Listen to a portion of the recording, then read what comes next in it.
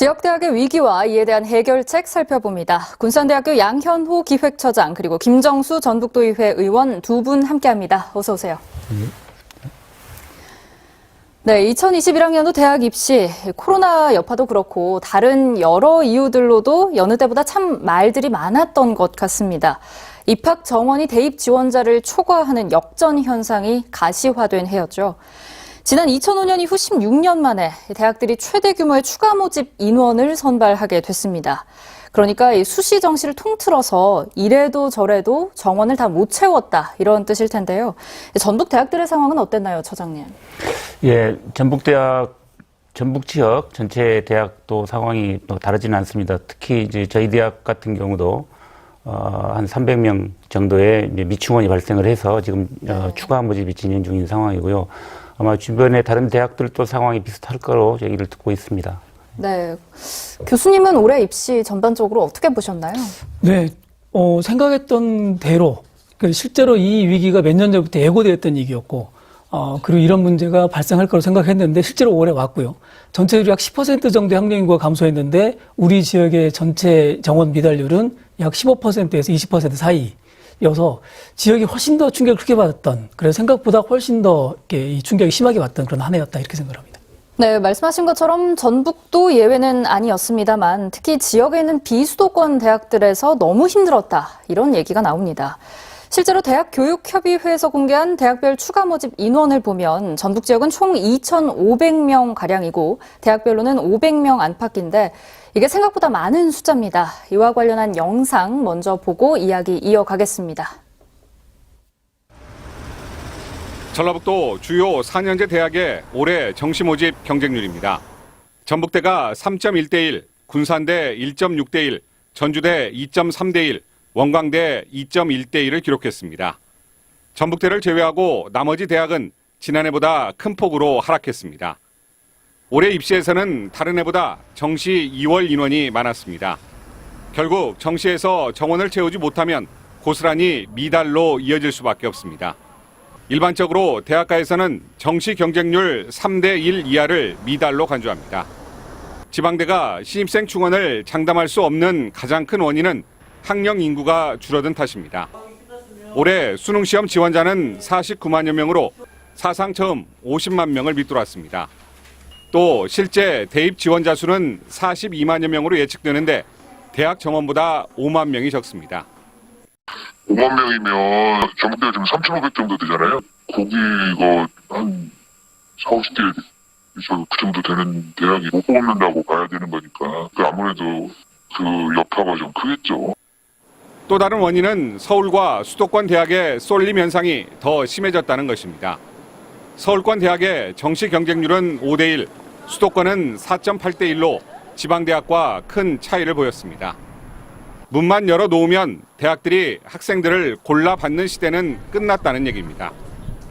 고졸자만으로 재학생들을 충원하는 시대는 끝났고 직장인들의 인생 이모작 지원이나 평생교육이나 이런 개념으로 해서 새로운 활동 모색이 필요하지 않냐. 급격한 학령 인구 감소와 수도권 쏠림 현상으로 벚꽃 피는 순서대로 대학이 없어진다는 말이 이제 현실로 다가왔습니다. 네, 입학처에서 수시 모집 때부터 매일 학과별로 경쟁률을 체크했다. 또 해도 모집이 안 되니 수능 미응시자도 뽑아야 할 지경이다. 이런 얘기들까지 나옵니다. 대학의 속이 새까맣게 타들어갔을 것 같은데 이게 지역에도 미치는 영향이 크잖아요, 의원님. 네. 얼마 전에 그 원광대학교 박맹수 총장님께서 하신 말씀인데요. 지금의 지역 지방대학의 현실을 영화의 타이타닉호와 같다. 네. 타이타닉호의 침물과 같다.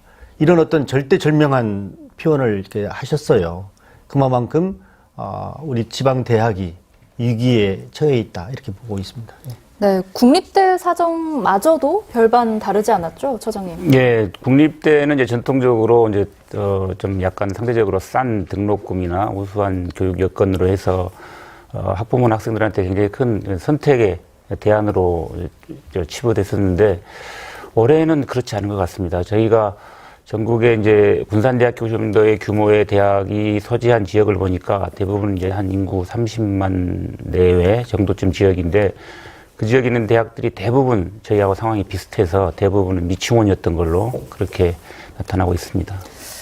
교수님은 원광대 지금 네. 현재 계시잖아요. 원광대의 경우에는 KTX나 이런 게 있어서 교통도 편리하고 이런 이점들 때문에 뭐 수도권 학생들이나 타 지역 학생 비율이 꽤 되지 않나요? 이번 입시 어땠나요? 네, 그렇습니다. 이번에도 원래 원광대가 전통적으로 이렇게 수도권에 이 인지도가 좀 있는 대학이었고 그러다 보니까 전체 약 50% 이상이 외지 출신이었는데 이번에도 비슷한 현상인 것 같습니다. 실제로 정시모집, 수시모집에 이어 정시모집까지 보면은 정시모집의 경우에는 외지 학생들의 이 비율이 많았고요.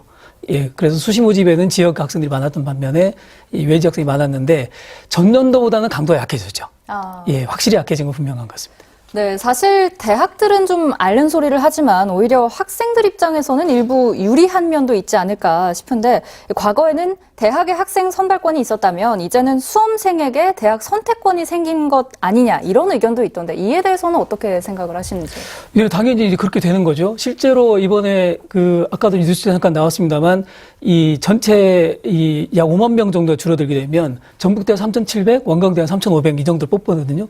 그런 대학이 적어도 15개 정도가 없어진다는 이야기지 않습니까? 그렇게 보면 학생들의 입장에서 보자면 이번에 이제 수시 경우는 6번까지 이 응시가 가능하고 정시 경우는 3번까지 응시가 가능하니까 학생들로서는 다양한 선택지로 고민하게 되는데 그렇게 되다 보니까 학생들은 자신의 진로 그리고 미래의 적성 이런 것들을 꼼꼼히 따져보게 되는 이제 학생 입장에서 보면 조금 더 유리한 조건이 형성된 건 맞다 이렇게 봐야 될 것 같습니다. 네, 대학 선택에서 계속 밀리고 있는 지방대 그럴 수밖에 없었던 내부 사정에 대해서 좀 더 들여다보도록 하겠습니다. 수요와 공급의 균형이 완전히 무너져서 이제는 누구나 대학에 갈 수는 있는 시대가 됐습니다. 가장 핵심은 단연 학령 인구 감소겠죠. 2021학년도 대학 수학능력시험 응시자가 상징적 숫자였던 50만 명 이하로 내려앉았습니다. 총 49만 3,433명, 전년 대비 5만 5,301명이 감소했고 올해도 비슷한 감소 추세가 예상이 돼서 이렇게 되면 2년 새에 약 10만 명가량이 줄어드는 건데 사실 저출생부터 시작해서 이런 원인은 어느 정도 예측 가능했던 결과 아닙니까? 의원님 정책 입안자 입장에서 어떻게 보시는지요? 네, 그래서 제가 도표를 이렇게 마련했습니다. 그 심각한 것은요. 우리가 지금 2020년, 21년, 22년, 23년, 24년 이렇게 계속해서 줄어드는 우리 학령 인구가 그러니까 18세를 기준으로 놓고 볼 때 줄어드는 현상을 우리는 도표를 통해서 보고 있고요. 우리가 2040년에는 무려 21만 명 정도가 줄어들면 정말 지방대학교 소멸이 자연스럽게 일어나지 않겠느냐 이런 그 안타까운 이런 심정입니다. 그래서 이런 어떤 내용들은 그 진즉부터 1994년부터 예측했던 그런 내용이었었어요. 그래서 이런 것들을 지방대학이 사전에 준비했느냐 이런 어떤 것도 우리가 반성해야 할 문제가 아닌가 이렇게 생각돼 줍니다. 네, 사실 5만 명이라고 하면 신입생 약 2,000명 규모의 대학, 이것도 사실 작은 규모는 아닙니다. 이런 대학이 무려 25곳이 소멸하는 것과 마찬가지라고 하는데요. 이에 대한 처장님 의견도 들어보겠습니다. 예, 일단 이제 다시 한번 말씀드리지만 이제 대학의 재난이 현실로 돌아왔고요. 저희가 올해가 시작으로 해서 2024학년도 앞으로 이제 3년 뒤가 되겠지만 그때는 12만 4천 명 정도가 부족한다고 지금 통계상 나와 있거든요.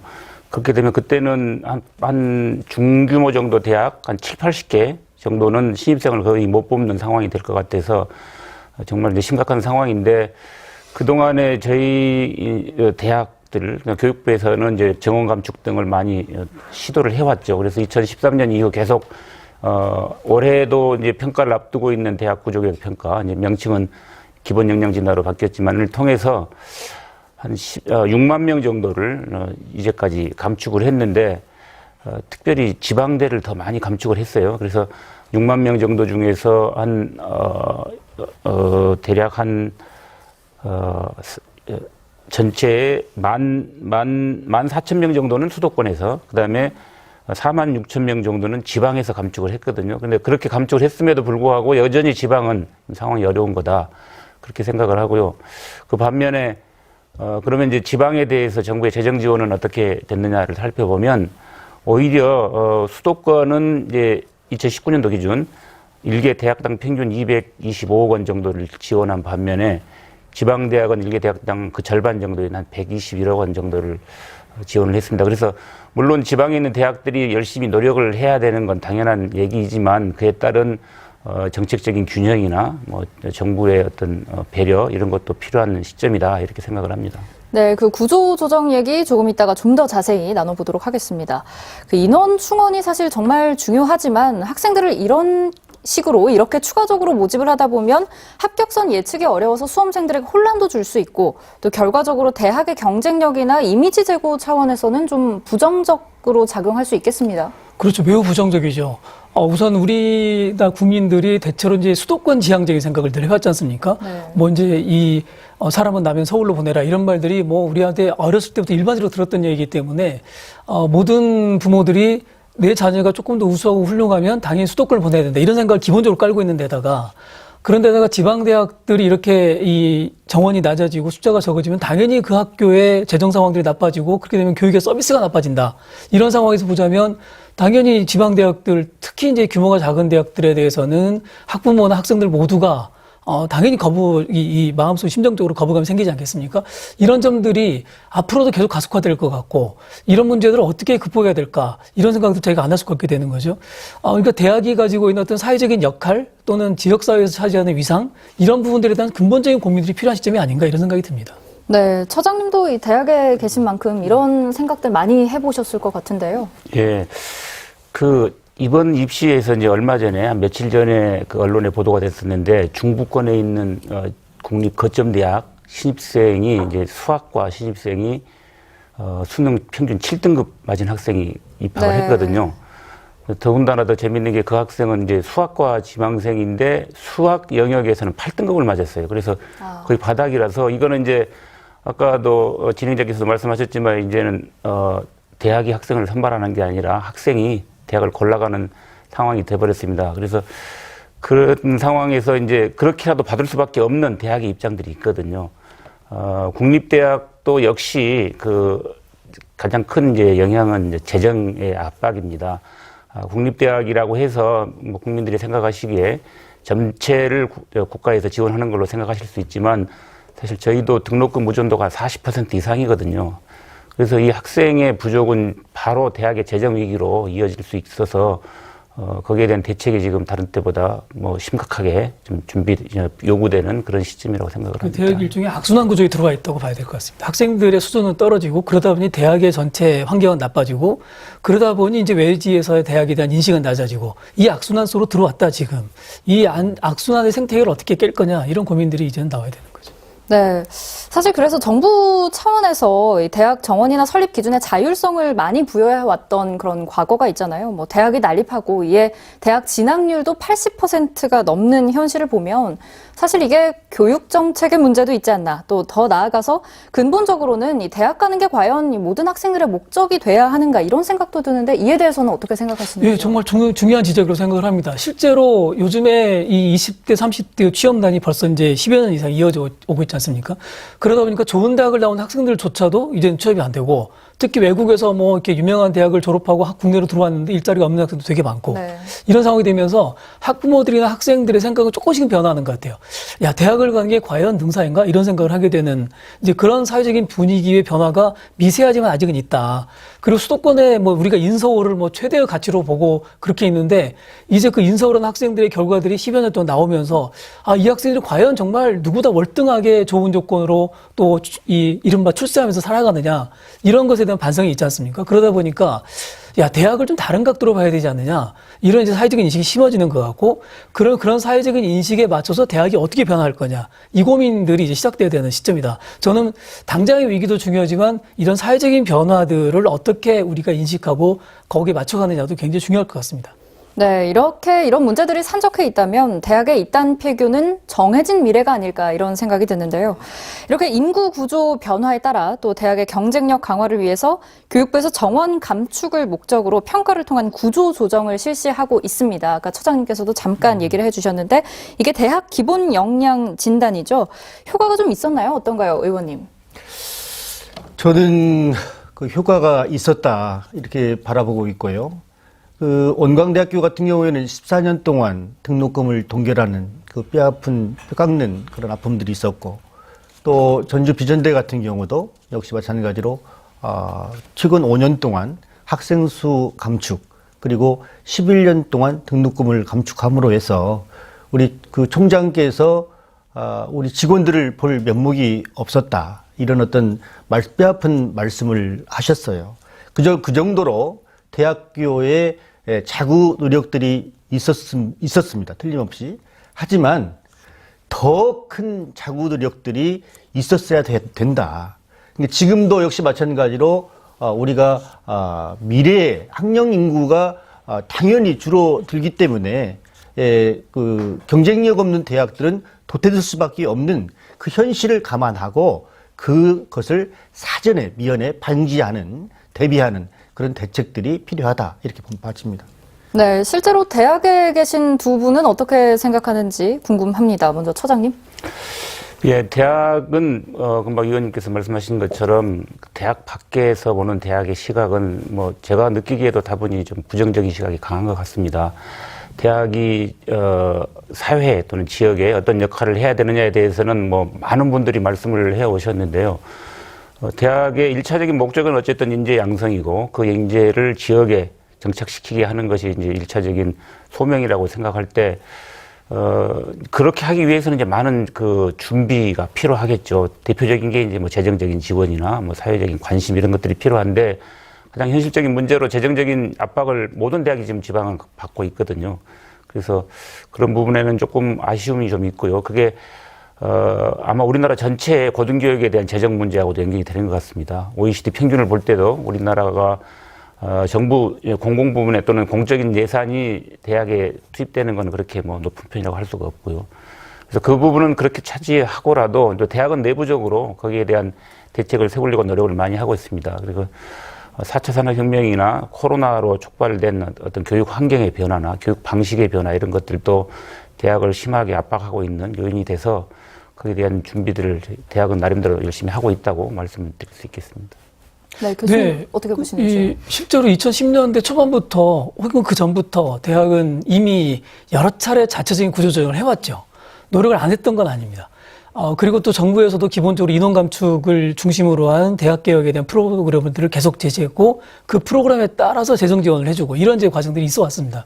그러니까 안 했다고 볼 수는 없는데, 문제는 저는 이게 어떤 방향성의 측면에서 문제가 있었던 건 아닌가 생각이 듭니다. 그러니까 중앙정부 입장에서 보자면 지방대학이 인원 감축을 최대 과제로 놓고 보다 보니까 인원 감축의 결과로 인센티브를 주는 방식이었고, 그러다 보니 대학에서는 그 조건을 맞출 수밖에 없었고, 그러니까 실제로 대학이 그럼 우리가 우리 지역사회에서 어떤 역할을 해야 돼, 또는 한국사회에서 우리가 어떤 특징들을 갖고 우리가 나가야 돼, 이런 주체적이고 자율적인 고민을 하기보다는 교육부의 어떤 지침과 어떤 원칙에 맞춰 나가는 그런 과정에서 좀 타의적인 이 조정이 이루어지면서 성과는 그렇게 썩 만족스럽지 않았다. 아까 의원님께서는 물론 좋은 평가를 해주셨습니다만은 실제 외형적으로 보면 굉장히 많은 변화를 했죠. 인원도 많이 줄였고 과도 많이 통폐해봤고 뭐 대학 안에서는 말도 못할 고통들이 있었습니다.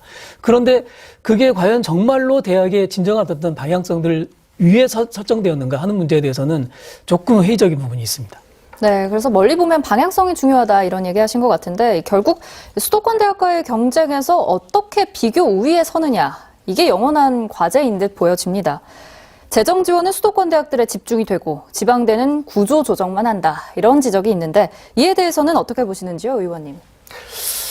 예, 저는 그렇습니다. 우리 그 지방대학의 비전을 저는 최근에 제가 보고 있거든요. 그것은 제가 뭐 특정 대학을 거론해서 참 죄송한 얘기지만, 전주에 비전대학이 있습니다. 비전대학의 그 홍순직 그 총장님의 닉네임이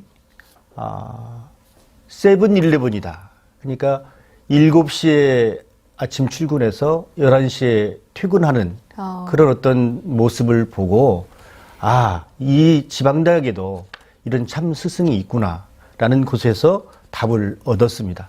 맞습니다.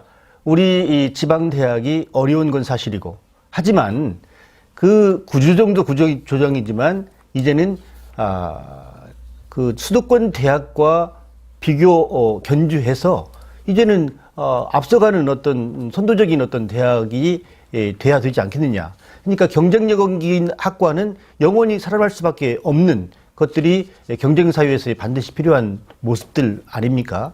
그래서 저는 대학의 바로 답이다 이렇게 생각하는 이유들이 뭐냐면, 대학은 수많은 인재들이 함께 연구하는 하나의 집단화되어 있는 곳입니다. 그 속에서 대안들을 마련해야 된다라고 저는 생각하기 때문에 우리 학생들을 가리키고 하는 것도 중요하지만 이제는 그 대안들을 스스로 발굴하는 작업도 우리 학교에서 해야 할 일들이 아닌가 이렇게 생각합니다. 네, 여러 교육 주체들의 역할이 더 크게 다가오는데요. 사립대들은 어떤가요? 재단의 탄탄한 정도라든지 아니면 운영 주체가 누구고 혹은 어떤 가치에 기반을 두고 대학을 이끄느냐 이런 것도 좀 영향을 미치는지요? 큰 영향을 받죠. 재단이 어떤 입장을 갖느냐, 법인이 어떤 관점으로 대학을 바라보느냐 굉장히 중요하죠. 그리고 내부적으로 모든 사립대가 다 그런 문제들이 크고 작은 문제가 없는 데는 없죠, 당연히 있겠습니다. 그러나 지금 이제 대학의 위기가 워낙 크다 보니까 어떤 재단이나 법인에서 일방적으로 그걸 지원해가지고 끝까지 그걸 유지할 수 있는 데는 거의 없는 거죠. 그러다 보니까 이런 이제 운영 주체가 대학을 어떻게 바라보느냐 하는 문제보다 주변 환경과 객관적인 조건이 지금 워낙 상황이 안 좋습니다. 이제 그런 환경 속에 있고, 물론 이제 그 중에는 개중에는 조금 더 적극적으로 이 어려운 시기일수록 우리가 투자해야 된다, 이런 이제 좀 헌신적인 의지를 가지고 있는 그런 운영 주체가 있을 수 있겠으나 제가 알기로는 거의 대동소이하게 대학의 위기를 재단이 이걸 이제 앞장서서 해결하겠다 이렇게 나오는 데가 거의 많지 않습니다. 지역의 경우는 더더구나 어려운 상황이죠. 제가 알기로 전라북도에 있는 대학들 모두가 사립대학들의 운영 주체들이, 이 재단들이 그렇게 튼튼하지 않지 않습니까? 이제 이런 위기 속에 같이 위기는 오고 있다 이렇게 생각이 듭니다. 네, 정말 이 존폐 위기라는 단어가 이렇게 실감나게 다가온 적이 없었던 것 같습니다. 지역 대학들의 경우에는 생존을 위한 유학생 유치 전략에도 열을 올려왔는데요.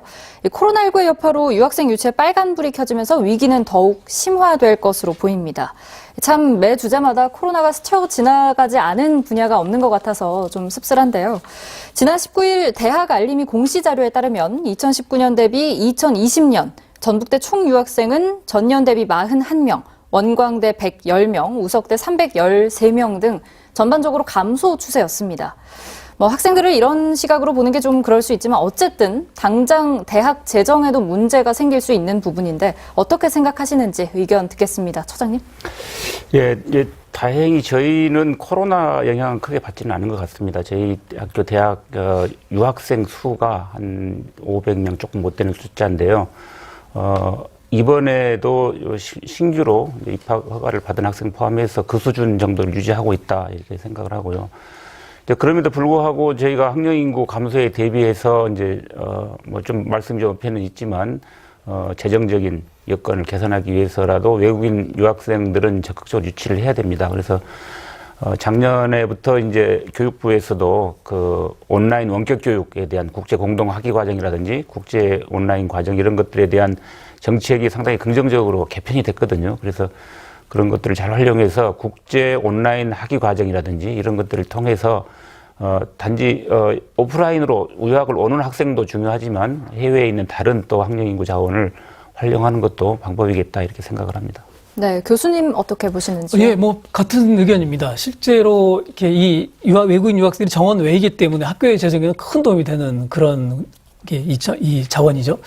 그런데 말씀하신 대로 이제 코로나의 위기, 또 요즘에 이제 외국인 학생들이 한국의 대학에 진학한 또 이렇게 환경도 많이 바뀌었어요. 이제 우리가 이제 시장이라고 표현하기 그렇지만 외국인 학생들의 시장의 환경도 많이 바뀌어서 중국에서 베트남 중심으로 갔다가 이제 또 베트남 학생들도 거의 이제 좀 많이 줄어들고 있는 그런 상황이기 때문에 대학 입장에서 보자면 그런 새로운 시장을 창출하고 그 새로운 시장을 창출할 때 그 나라 학생들이 우리 원광대에 오면 또는 군산대에 오면 이제 우리가 어떤 부분에 자기가 스페셜리스트가 될 수 있겠다. 이런 이제 비전을 제시하는 것들이 굉장히 중요하죠. 그리고 아까 말씀하신 세븐일레븐 같은 그런 열정적인 교수님들의 지도가 또 외국 학생들을 감동시키는 부분도 있기 때문에 과제는 동시에 있다. 그리고 지역 대학에서는 하나의 활로일 수 있겠다. 이렇게 생각을 합니다. 네. 많은 이들이 경쟁력이 부족한 대학은 빨리 없어져야 한다. 이렇게 얘기를 합니다. 일견 맞는 얘기지만 아무리 부실한 대학도 누군가에겐 모교이고 또 생계가 달린 일터죠. 지역 상권과 도시 전체의 위기로까지 번질 수 있는 문제인 만큼 단순하게 생각해서는 안 될 텐데요. 세 분 모두 지방대 위기에 대해서는 공감을 하시는 것 같습니다. 그렇다면 이 지역과 지역대학이 살아남기 위해서 이 문제를 어떻게 돌파해 나가면 좋을지 얘기 들어보겠습니다. 먼저 의원님. 이제는 누구든지 뭐 탁상 행정이 아니고 나서야 할 때라고 저는 생각합니다. 우리 모 총장님께서 부울경, 그러니까 부산, 울산, 경북 같은 경우에 대학 총장과 그다음에 지방 자치단체장과의 연석회의가 정례화돼 있다. 또 뿐만이 아니고 또 그 정치 국회의원이나 또 지방의회 의원, 시의원들까지도 항상 정례화된 어떤 그런 어떤 모습의 대화들을 하고 있다. 그러니까 대화만 하는 것이 아니라 거기에서 이제 한 의제를 가지고 그 의제를 난상 토론 후에 그것을 바로 교육부나 정치권에 전달해서 그것이 다시 우리 예산으로 따오는 그런 일들을 해오고 있는 그런 곳들이 바로 부울경 지역이고 대구 경북 지역이다. 그런 데는 그런 대화를 통해서 선도적인 입장이 되는데 왜 우리 전라북도는 그런 일들을 못하는가? 이런 것들이 굉장히 안타깝습니다. 그래서 지금은 안타까울 때가 아니고 바로 시작이 반이라고 지금부터 바로 대학 총장들 간에 또 부서의 장들 간에 어떤 대화의 문을 활짝 열려서 그런 어떤 일들을 해 나가야 되는 거고요. 우리 전주 갑 지역의 김윤덕 의원께서는 그 지난해 5월 그 혁신도시법 시행령이 개정이 됐는데 그게 뭐냐면 혁신도시가 있는 곳에는 우리 지역에 있는 인재를 30%를 이렇게 뽑는 것이 시행령으로 정해져 있었어요. 한데 그것을 50%로 올리겠다. 그러니까 지방 인재를 바로 등용시키겠다. 이런 어떤 내용들이거든요. 그래서 지역에서 인재를 30% 뽑고 또 20%는 수도권 지역을 제외한 나머지 지역에서 20%를 뽑으면 그 50%가 채워지면 지역 경쟁력이 또 지방 대학이 소멸되지 않고 살아남지 않겠느냐. 이런 어떤 그런 어떤 몸부림들이 지금 필요할 때다. 그래서 저는 제가 참 당부하고 싶은 것들이 그 지역의 인재가 뽑는 데 있어서 요즘 젊은 친구들을 만나 보면요. 우리 같은 사람들이 내가 바로 꼰대구나라는 생각들을 가져요. 얼마나 영약하고 얼마나 이렇게 사고가 올바른지 제가 감히 따라갈 수 없는 그런 이야기들을 탁탁 던집니다. 그러면 이제 그들에게 우리들이 해야 할 일들은 뭐냐? 마중물 역할을 해야 되는 것이죠. 그리고 다리 역할을 해주면 되는 것이죠. 그런 것들을 지금까지 못했던 것들을 통렬하게 반성할 필요성이 있습니다. 정치권에서도 반성해야 되고 그 다음에 각 지자체 단체장들도 반성해야 되고 또 대학교의 구성원들이 이제는 뼈 깎는 그런 반성들이 필요할 때다. 그 속에서 새로운 어떤 것들을 창출해내야 된다. 저는 이렇게 생각합니다. 네, 그러니까 이 탁상 공론에 대한 자성이 필요하고 이에 따라 행동을 해야 한다 이런 말씀이신 것 같은데요. 처장님 어떻게 보시나요?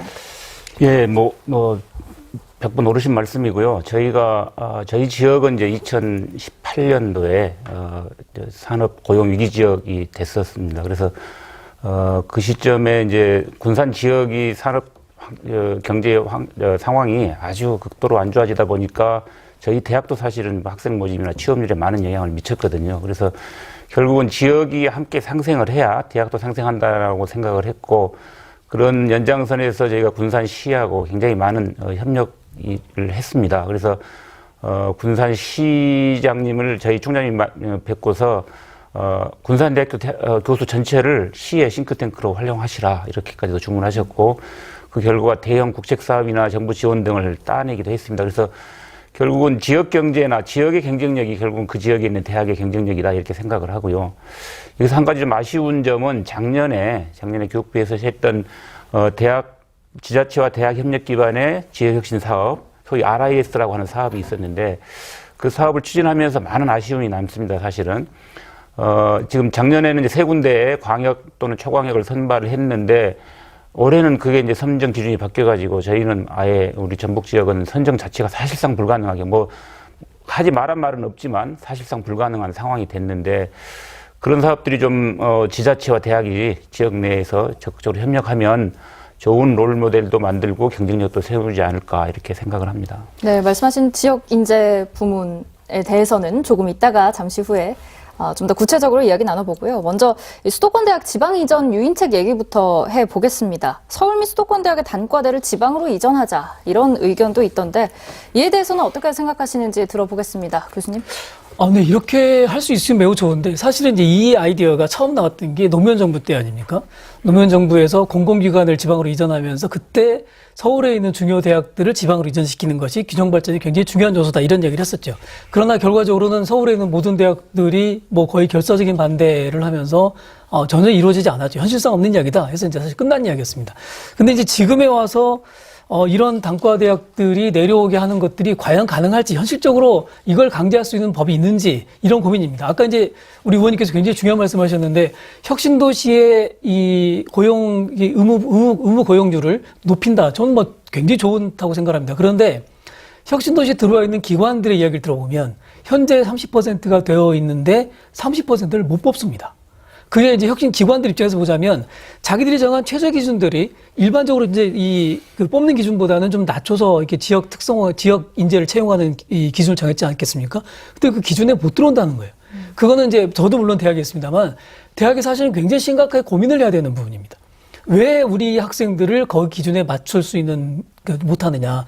말씀하신 대로 그런 부분에 특화돼서 2학년 때부터 뜻을 가진 학생들을 모아서 대학에서 선발하고 그 기준을 맞추기 훈련하고 이런 프로그램을 넣으면서 그쪽의 학과를 키우는 것이 더 중요하죠. 이제 이걸 서울에 있는 경쟁력 있는 단과대학이 내려와서 이걸 한다 그러면 사실은 그러면 지방대학은 더 이상 더 나빠진 상황이 되지 않겠습니까? 네. 이제 이런 문제도 같이 고민해야 된다. 그래서 저는 이 안이 매우 좋은 안이긴 하나, 그러나 궁극적으로 이 안이 지방대학 또는 지역의 건강한 생태계를 회복하는 데 반드시 도움될 거냐는 문제에 대해서는 고민해봐야 된다고 생각합니다. 네, 세 분 말씀대로 우리 지역의 인재를 우리가 먼저 확보해서 어떻게 양성할지 이게 참 중요한 문제인 것 같은데요. 관련 영상으로 먼저 만나보시겠습니다. 지난해 전북대의 수시 지역인재 전형 선발 인원은 233명. 같은 거점 국립대인 전남대와 비교하면 3분의 1 수준입니다. 지역인재 선발에 있어 전주 교대의 인색함은 더 심각합니다. 타 지역 교대는 지역 학생을 60%가량 선발하는데 전주 교대는 30%대에 그치고 있습니다. 우수한 교육 여건을 갖춘 국립대가 그 책무를 다하지 못한다는 비판이 나오는 이유입니다.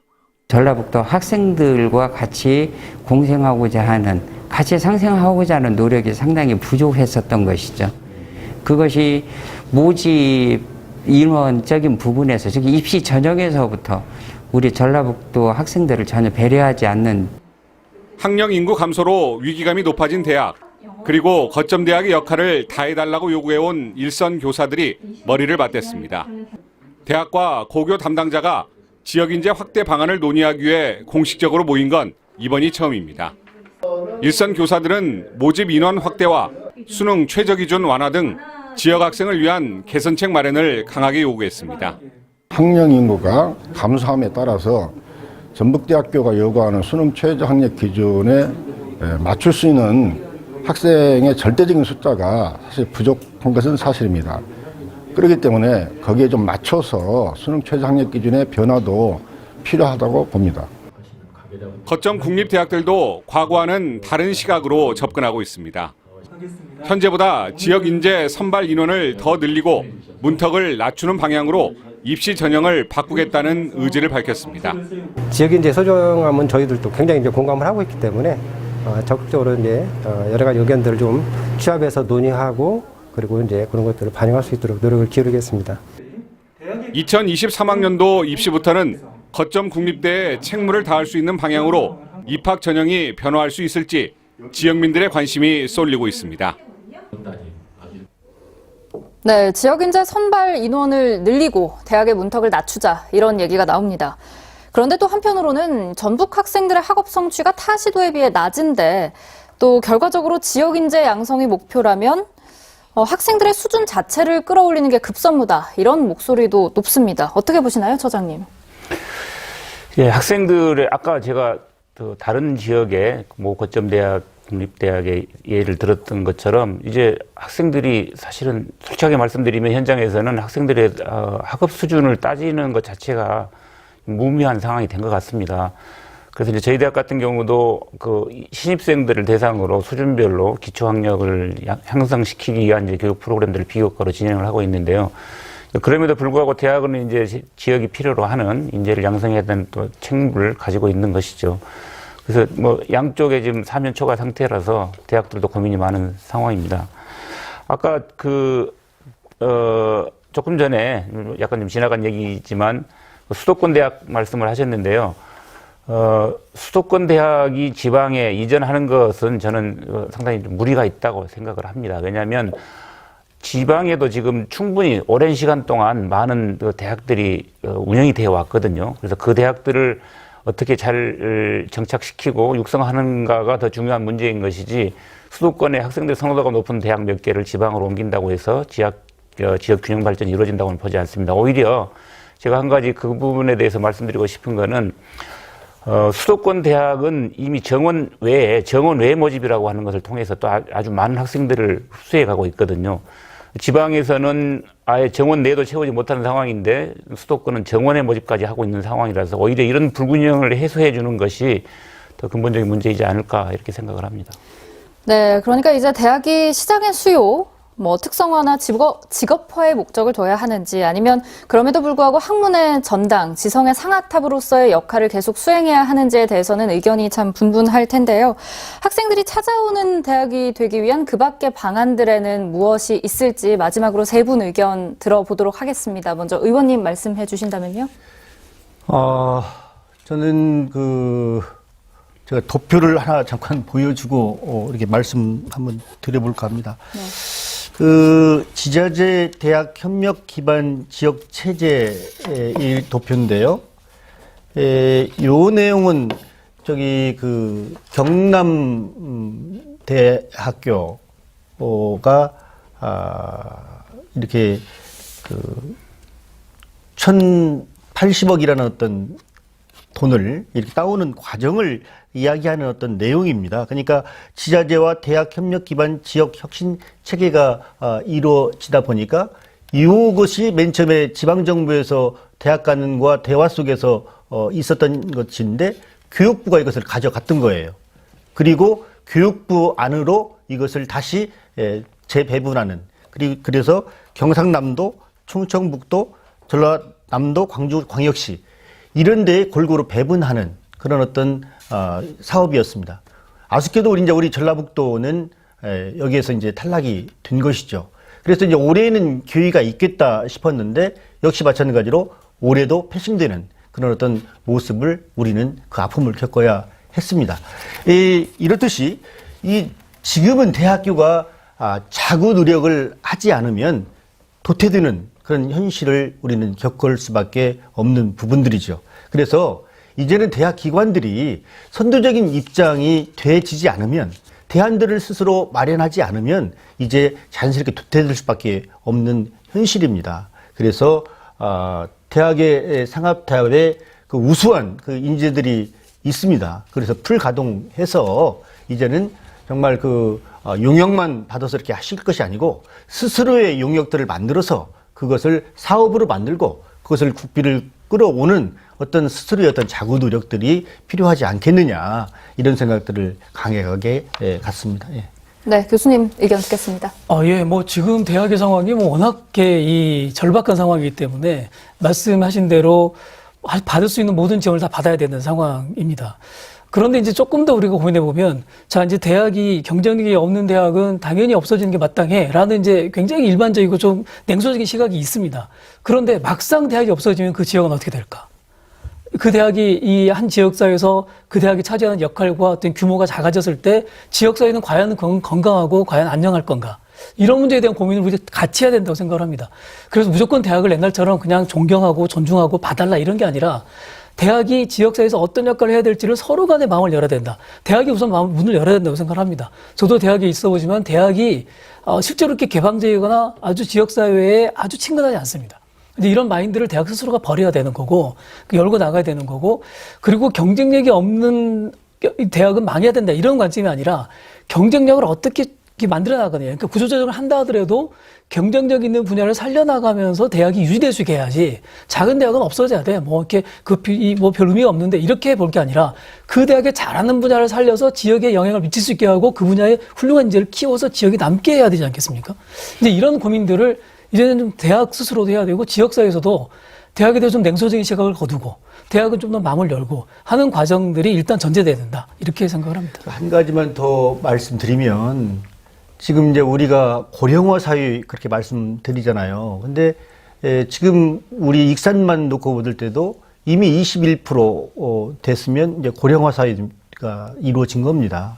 그러니까 돌아가시는 분들의 수가 태어나는 우리 어린 아이들보다 더 많이 생기고 자연적으로 인구가 감소할 수밖에 없는 그런 현실들을 우리는 지금 보고 있는 것들이죠. 그러면 그런 어떤 노력들을 어떻게 할 것인가. 왜냐하면 지방대학의 소멸은 곧 지자체의 소멸이거든요. 그렇잖아요. 그래서 작년 같은 경우에 우리 익산만 놓고 볼 때도 벌써 한 5천에서 6천 명 정도의 인구 유출이 이루어졌다고 한다면 면 2개가 없어진 거나 다름없습니다. 그런 것들을 뼈저리게 느끼시고 지역 단체장과 교육 관계자의 어떤 소통의 문들이 활짝 열려서 우리 전라북도가 선도적인 입장의 그런 어떤 도시가 됐으면 좋겠다, 지역이 됐으면 좋겠다. 이런 갈급하는 마음입니다. 예. 네, 그러니까 지역을 위해서라도 지방대를 강소대학으로 키우면 좋겠다 이런 말씀이신 것 같고요. 마지막으로 처장님 말씀 듣겠습니다. 예, 학생들이 찾아오는 대학 참 좋은 얘기입니다. 근데 또 그만큼 또 어려운 얘기이기도 하거든요.